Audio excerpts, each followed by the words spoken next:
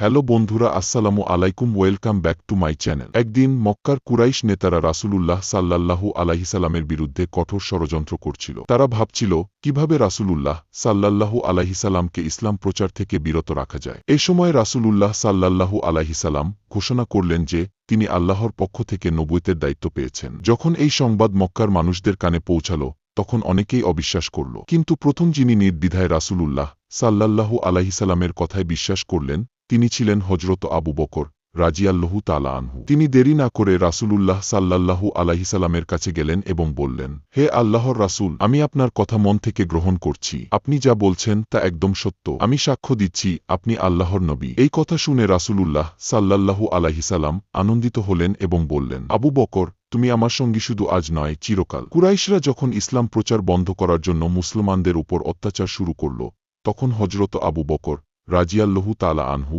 তার সম্পদ ও জীবন দিয়ে মুসলমানদের সাহায্য করতে থাকলেন। একদিন কুরাইশরা রাসূলুল্লাহ সাল্লাল্লাহু আলাইহি সাল্লামকে অপমান করছিল। এটি দেখে হযরত আবু বকর রাজিয়াল্লাহু তাআলা আনহু সহ্য করতে পারলেন না। তিনি এগিয়ে এসে বললেন, তোমরা কিভাবে এমন লোকের সাথে নিষ্ঠুর আচরণ করছো, যিনি কেবল সত্য প্রচার করছেন? এই কথা শুনে কুরাইশরা হযরত আবু বকর রাজিয়াল্লাহু তাআলা আনহুর উপর ঝাঁপিয়ে পড়ল এবং তাকে নির্মমভাবে মারধর করল। মার খেতে খেতে তিনি সংজ্ঞাহীন হয়ে গেলেন। পরে তার পরিবার এসে তাকে নিয়ে গেল। যখন জ্ঞান ফিরল, তখন প্রথম প্রশ্ন করলেন, রাসূলুল্লাহ সাল্লাল্লাহু আলাইহি ওয়াসাল্লাম কেমন আছেন? তার পরিবার অবাক হয়ে বলল, তুমি নিজেই এত কষ্টে আছো, অথচ রাসূলুল্লাহ সাল্লাল্লাহু আলাইহি ওয়াসাল্লামের খোঁজ নিচ্ছ। তিনি বললেন, আমি তখনই কিছু খাবো যখন রাসূলুল্লাহ সাল্লাল্লাহু আলাইহি ওয়াসাল্লামের অবস্থা সম্পর্কে জানতে পারব। পরে যখন তিনি রাসূলুল্লাহ সাল্লাল্লাহু আলাইহি ওয়াসাল্লামের সুস্থতার কথা শুনলেন, তখনই কিছু খেলেন। এই ঘটনা থেকে বোঝা যায় হযরত আবু বকর রাজিয়াল্লাহু তাআলা আনহু ছিলেন সত্য ও নবীর প্রতি সর্বোচ্চ